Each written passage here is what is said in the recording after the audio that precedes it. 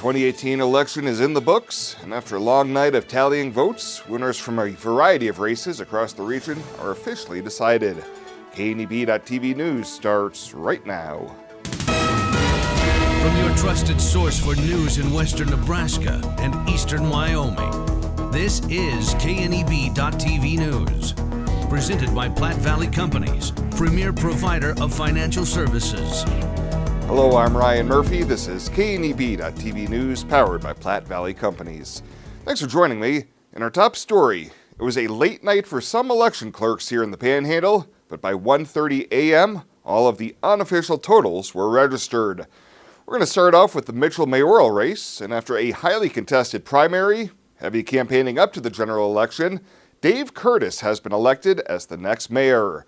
Paul Morell's write-in campaign landed him a second-place finish, with incumbent Brian Taylor garnering a little more than a quarter of the votes.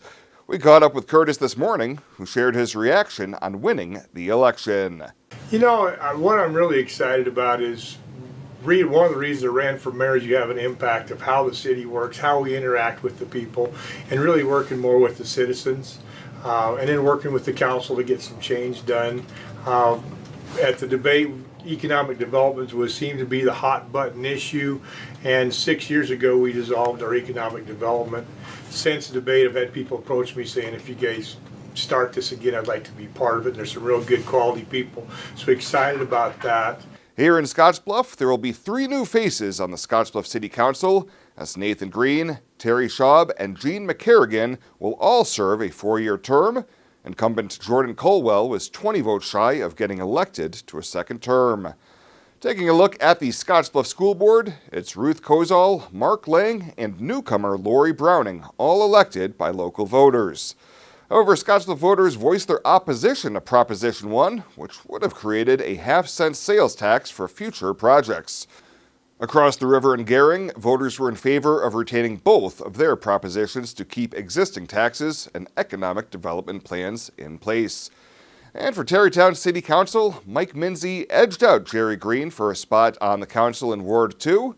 Up in Box Butte County, they experienced some technical issues getting their votes sent into the Secretary of State's office, but early this morning we finally got results in from their contested races.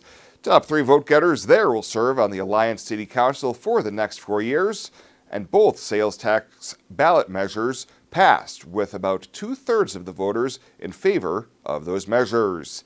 On the Alliance School Board, it was Tim Collars, Edison Rednest, and Amanda Mockerman all getting elected. And recapping Nebraska's big statewide races, Governor Pete Ricketts defeated Bob Christ to earn his second term as Nebraska's governor.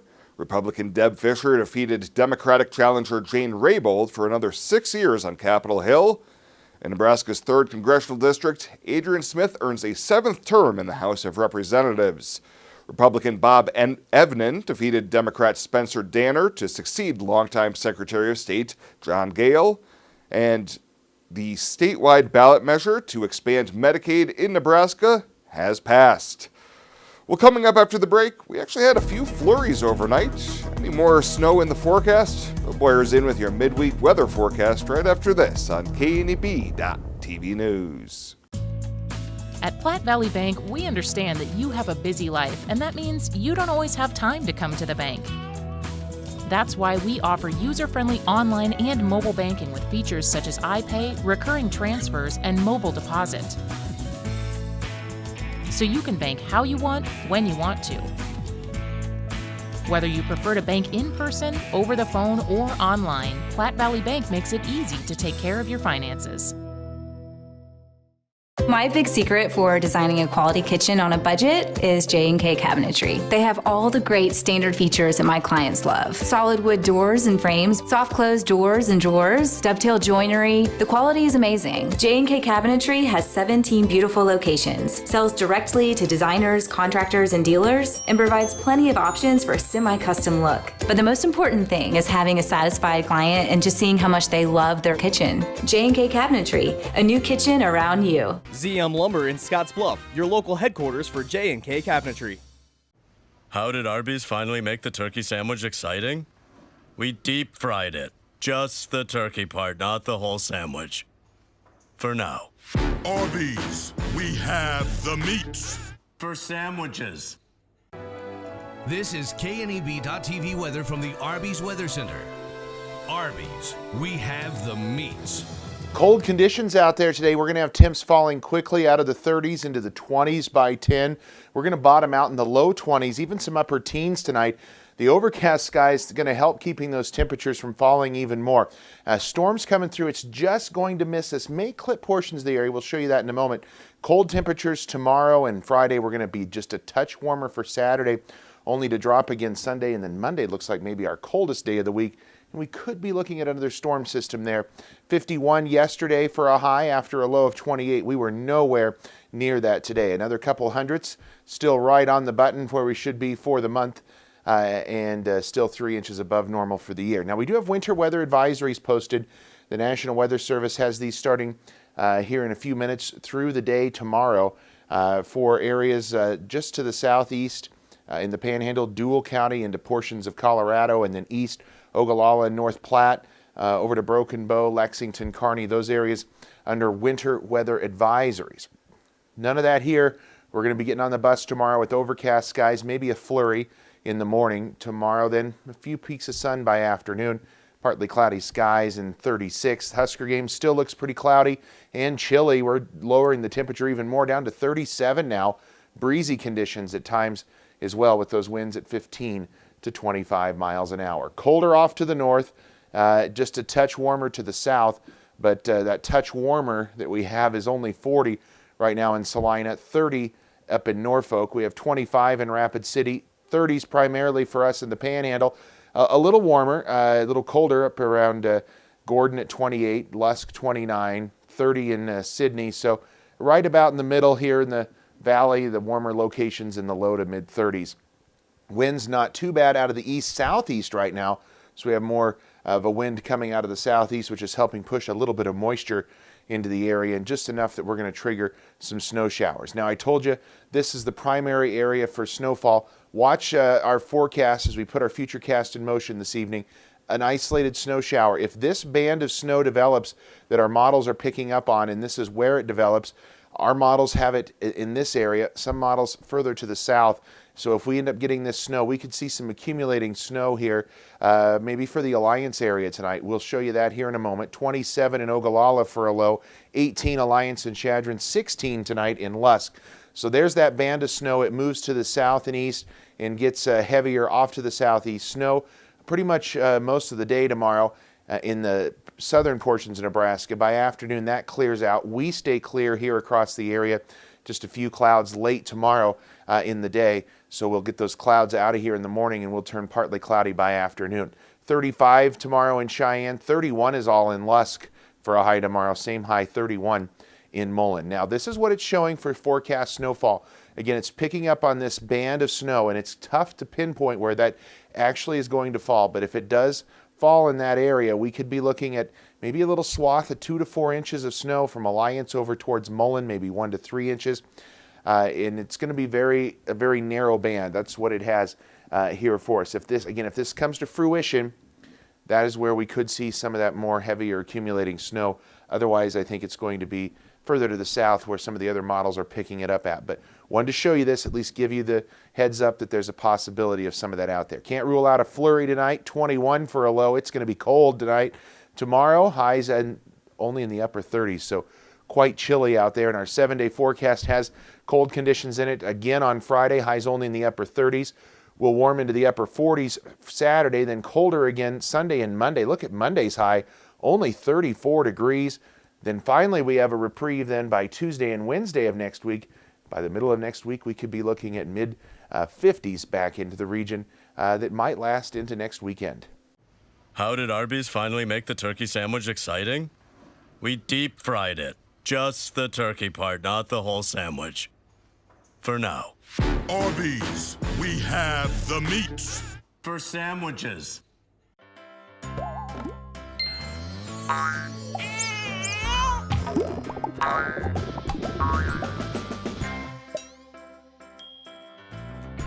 Care Heilbronn State Farm agent is here to protect all the moving parts of your life. With auto, home, life, and financial services, Care Heilbronn and her team make it simple to bring together what matters to you.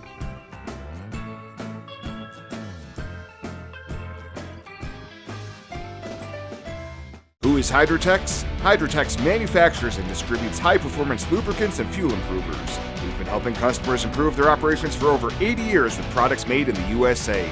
We sell directly to customers and cut out the middleman and offer excellent service and value. Our products last longer and work better so that you spend less time maintaining equipment and more time making money. Whether you're in a factory, farm, fleet, or food processing facility, Hydrotex can help you. Visit hydrotexoil.com or call 308-635-8162. The leaves are turning and the temperatures are cooling, so it's time to come harvest the deals at the Viera Wireless Fall Savings Sale. Right now, get your family high-speed, truly unlimited mobile data for just $35 per line with 4 lines. Prices have never been lower for unlimited data. Plus, trade in your current phone and get up to $500 off the latest iPhone and Samsung models. Those are incredible savings on the most popular and advanced smartphones. Don't miss out on our Fall Savings Sale. Hurry into Viera today. Welcome back. Bayard has a new mayor, and he was a write-in candidate and longtime Bayard resident Greg Schmall. Schmall easily won the race, getting 288 votes, 100 more than incumbent Michelle Coolidge and challenger Scott Outerkirk. Schmall says he went door-to-door talking to Bayard residents about improving their existing resources and making Bayard the best it can be. Well, we've got some streets that need some work. We've got some street signs that need some repair work done. We need to make sure that our equipment is well maintained, all of course within the ramifications of a budget. I think we can look at some things perhaps regarding housing, some energy things. There are just some things I think we have that we can take a look at and help Bayard to move forward. Schmall thanked all the people who urged him to run and then supported him during his write-in campaign. Well, several members of the Business Development Recruitment Team from the Nebraska Department of Economic Development were in the Valley today to see available sites and buildings in the Scottsbluff-Gering area. During the 2.5-hour tour, they looked at vacant sites including the Lockwood Building and the old Albertsons Building in Scottsbluff, as well as touring local businesses, including the Sugar Factory, Paul Reed Construction, and SWBC. Scottsbluff Economic Development Director Star Leal says the hope is to showcase offerings here in the region and get new businesses to fill those empty spaces. And Western Nebraska Community College is hosting Aviation Maintenance Day next Wednesday at its Sidney campus. As the aviation industry continues to grow in the country, so will the need for airplane maintenance workers. This open house is open for all prospective students and their families. That event next Wednesday will run from 10 a.m. until 2 p.m. Well, straight ahead, KRVN Sports Director Jason Jorgensen catches up once again with Sean Callahan to talk all things Huskers. They'll be back in just 90 seconds.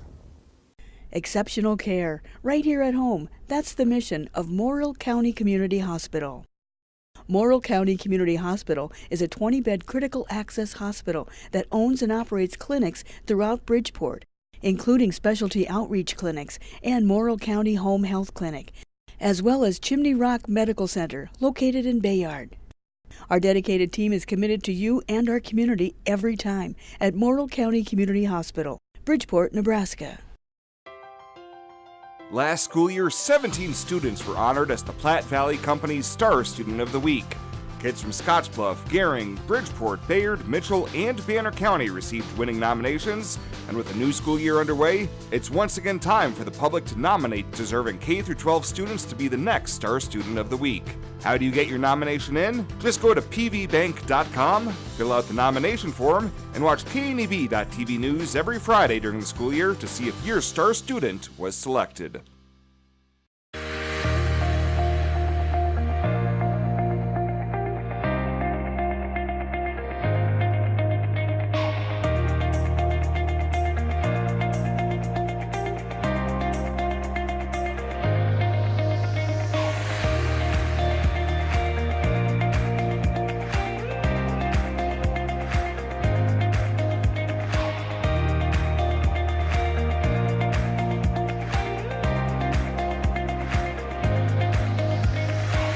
Well, once again today we are joined by Sean Callahan, the publisher of HuskerOnline.com, as we talk Husker football with our Husker chat as Nebraska's at home this week as they take on Illinois. Sean, as always, thanks for the time. Hey, thank you, Jason. Well, let's dive into last week's game. We really weren't sure what to expect with Nebraska and Ohio State. We were hoping to see some improvement from the Big Red, and yeah, they came up short, but certainly Scott Frost's bunch showed that they're making some strides. Yeah, no one ever wants to use the word moral victory, but that was as close as to a moral win as you could ever have. You look at the history of Urban Meyer versus Nebraska. In 3 previous meetings, Urban Meyer's average margin of victory was 42 points. And if you take the 2 Mike Riley games, it was closer to 50 points or more a game. No one really gave the Huskers a chance. And you have to credit Scott Frost, the way he had that team ready. They drove down opening possession, scored. They drew up a perfect onside kick right after that would have worked. Only the kicker fell down and couldn't execute it. But talking to the coaches this week, it was wide open. I mean, if Caleb Lightbourne just puts that ball like he's supposed to, Nebraska could have an opportunity to jump up on Ohio State 14-0 or 10-0. Nonetheless, they got down 16-7, forced 2 turnovers to get up 21-16 at half. They really put pressure on the Buckeyes, and I think most notably, Adrian Martinez showed a lot of people around the country how good he's going to be, where I think before Saturday, there weren't a lot of people that really watched much of him on TV. That was the most viewed college football game in the afternoon on Saturday, so a lot of eyes got to see Adrian Martinez for the first time.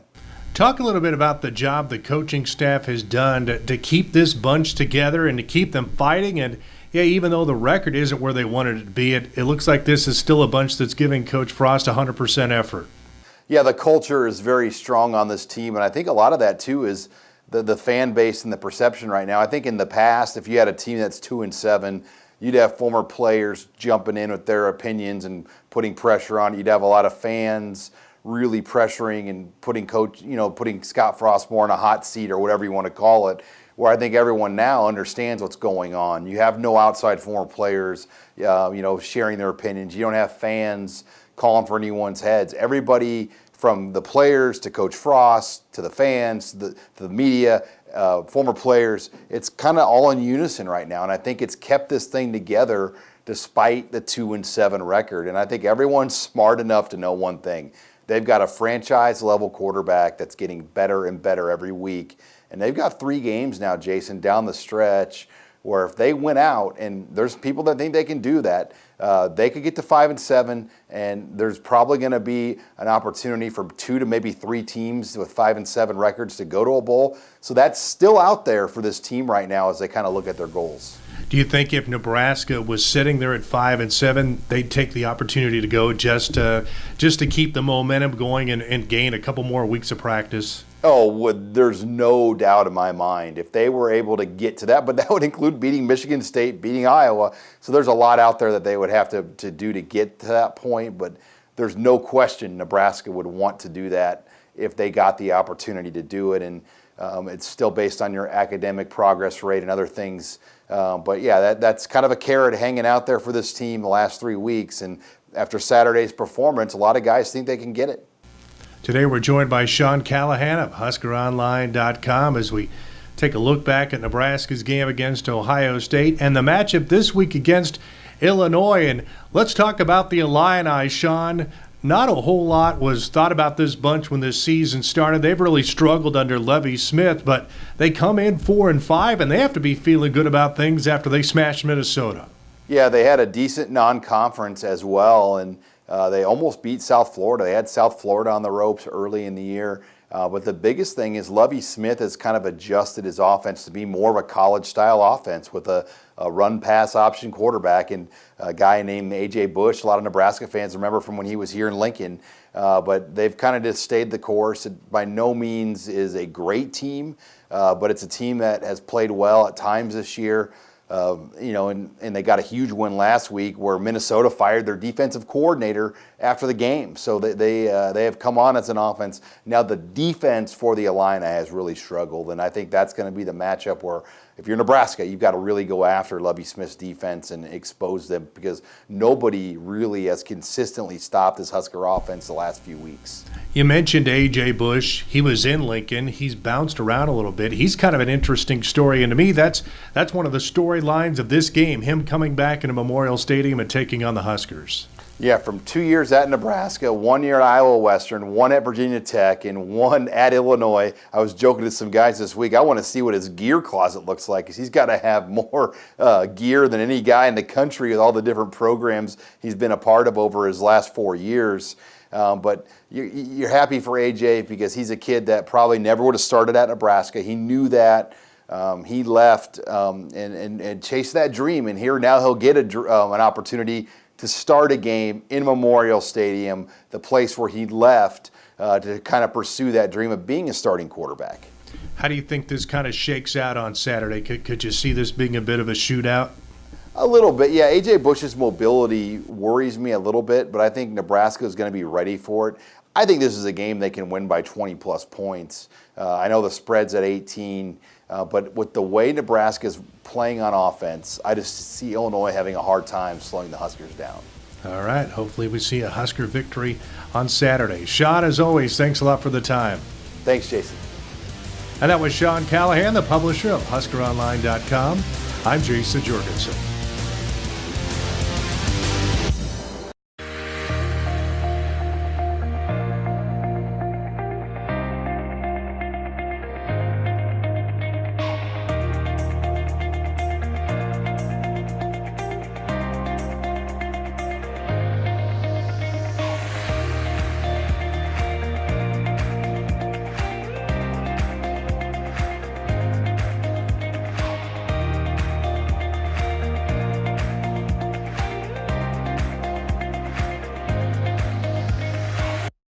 There's a place where folks still play with fire.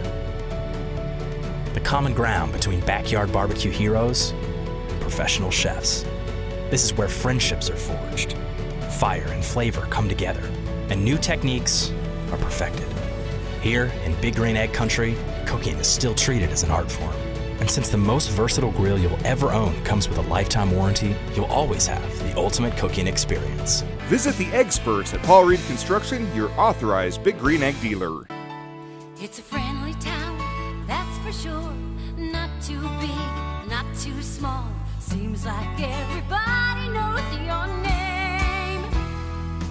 We stick together through thick and thin. That's the way it's always been. 'Cause where we live is still our claim to fame.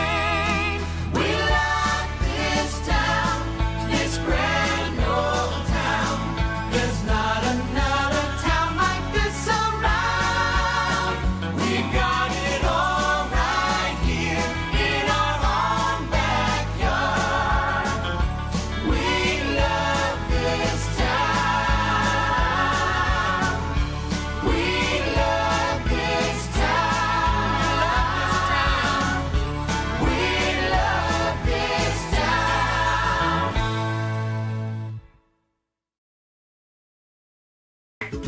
Well, let's take a look what's happening on today's community calendar.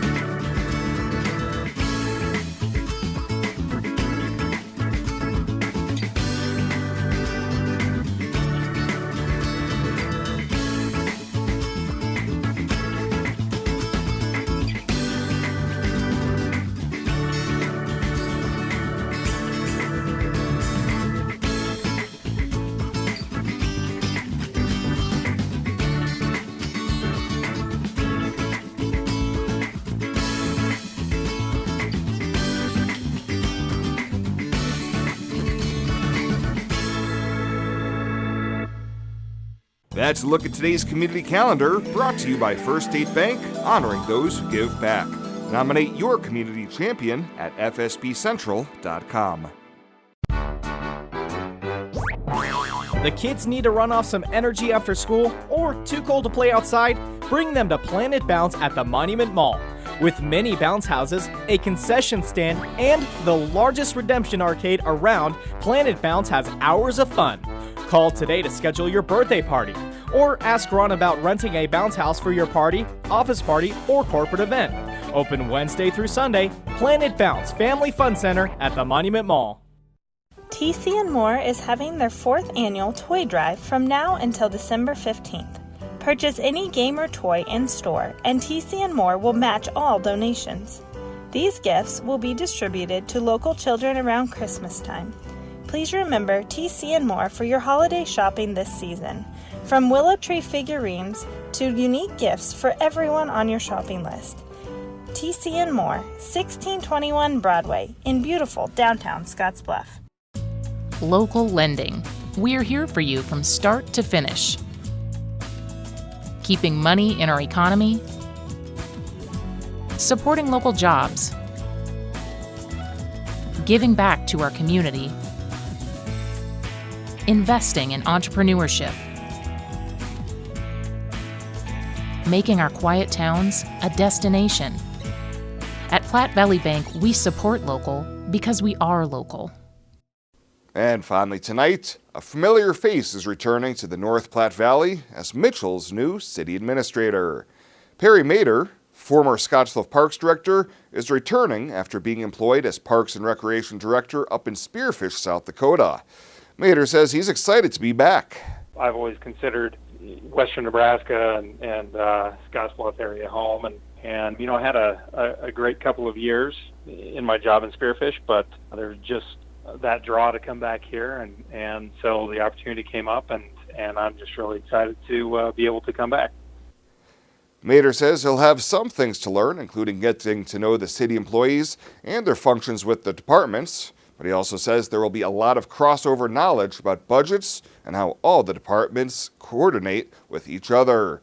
Mader says he's talked with former city administrator Jeff Sprock, who's now up in Alliance, and plans to keep in touch in the future. Mader's first day on the job will be November 19th. Well, that does it for us this time. Thank you so much for tuning in, and we'll see you here next time.